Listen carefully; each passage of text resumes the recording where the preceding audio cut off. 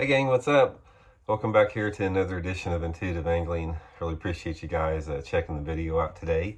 And man, I cannot believe it. We are almost into December here. It's like time just, I don't know if it gets as you get older or you get busier, but time just flies by. I cannot believe we are getting into December real quick. And November, December are my two least favorite months of the year simply because we got less daylight hours, and probably my favorite day is like December 22nd is when the daylight hour, it's winter solstice, and the days start getting longer after that. So looking forward to that. But in today's video, I'm going to give you guys the 5 worst lures you can fish in the month of December.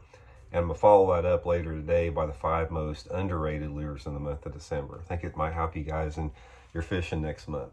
Real quick, guys, just a couple quick housekeeping tips. I just want to remind you, if you missed it yesterday, here's our new Intuitive Angling Baitworks holiday box. This thing, we've been working on it for a long time. It's available through Baitworks exclusively. I'll include the link in the description.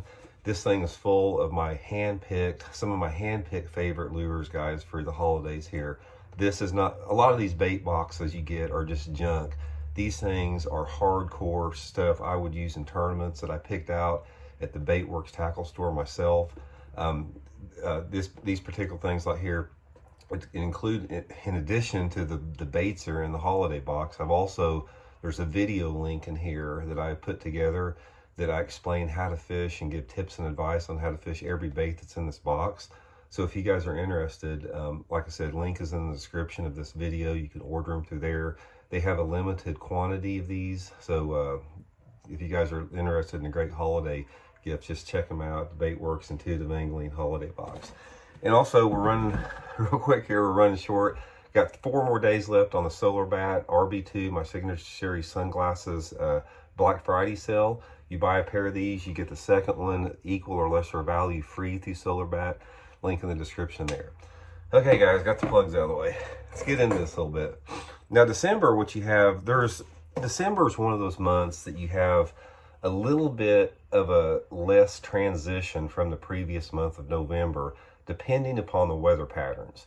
When you're talking about fishing in November and December, it's all about weather patterns that come through, because you can get those periods this time of year where it's unseasonably warm. Here in Missouri, sometimes in November and December, we'll get days close to 80 degrees. And then sometimes we may be down at 10 or 15 degrees. It just depends on the specific weather pattern going through as far as techniques that are working at that time. But I've got 5 baits here that I'm going to show you all that are probably the most least productive baits in the month of December across the entire country. So we're going to go through them. First one I'll talk about, guys, is the deep diving crankbait. This also made the list last month, if you remember, but a deep diving crankbait in the month of December, the fish are just not up. They're not set up in the position to be caught on a deep diving crankbait. And also their mood and personality, as the water temperatures cool off and their metabolism slow a little bit, they just don't bite these things very good. There's something about them that you might catch a few fish on them, but if you throw a deep diving crankbait in the month of December, you're not going to get many bites, I can promise you. Second to that is another crankbait line. It's a squarebill crankbait. Now the squarebill, guys, the squarebill can be productive in November as long as that water temperature is in the 50s.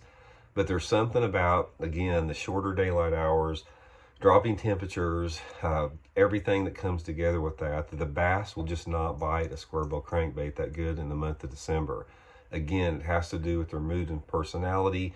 It has to do with how they're positioning on cover, how they're setting up, how they're using and ambushing cover. Squarebill crankbait becomes less effective for me in December and January as any month of the year. I don't throw a deep diving crankbait or a squarebill crankbait, hardly any in the month of December. Next one's a couple soft baits is any type of a curly-tailed creature bait. This is a Zoom brush hog, which is a fish catching son of a gun most all year long.